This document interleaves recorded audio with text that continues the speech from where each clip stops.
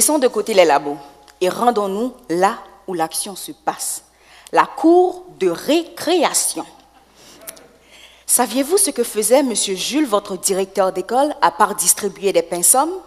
Ou encore Mme Méry, la directrice d'école de votre enfant, à part gérer les bagarres? Oui? Non? Une petite idée? Pas du tout? Pas grave. C'est de ce besoin justement de connaître et de comprendre leur vécu et leur réalité de tous les jours qu'est partie cette recherche qualitative. Que font exactement les directeurs et directrices d'écoles primaires et secondaires pour faciliter l'apprentissage et la réussite de nos élèves? Quelle forme de capital ils utilisent? Quelles stratégies et programmes ils mettent sur pied? Pour répondre à ces questions, j'ai choisi un cadre spécifique. Haïti, mon pays d'origine. Ce pays de la Caraïbe d'environ 10 millions d'habitants a une culture riche en traditions et en histoire, mais fait également face à de graves problèmes, surtout en ce qui a trait à l'éducation des jeunes haïtiens.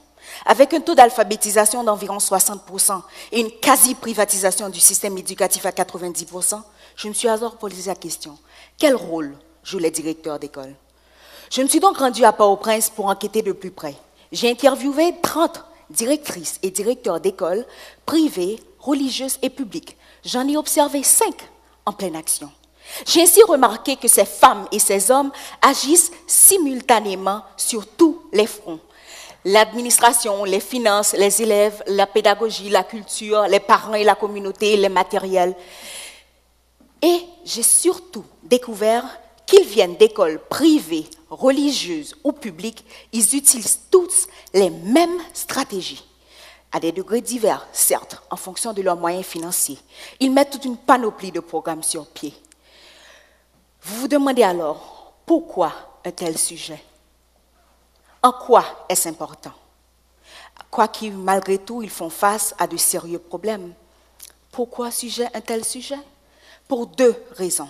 D'abord, en ce qui concerne Haïti, pareille étude est quasi inexistante. On sait que les directeurs d'école existent, qui sont là, mais que font-ils de nos jeunes? On ne sait pas grand-chose. Or, comme l'a dit un de nos participants, ils sont essentiels à la formation de futurs citoyens. Et ceci est valable pour tout pays. Ensuite, cette étude leur donne une voix. Elle leur permet non seulement de réfléchir sur leurs pratiques de tous les jours, mais surtout de transmettre ce savoir qu'ils ont collectivement accumulé au fil des années.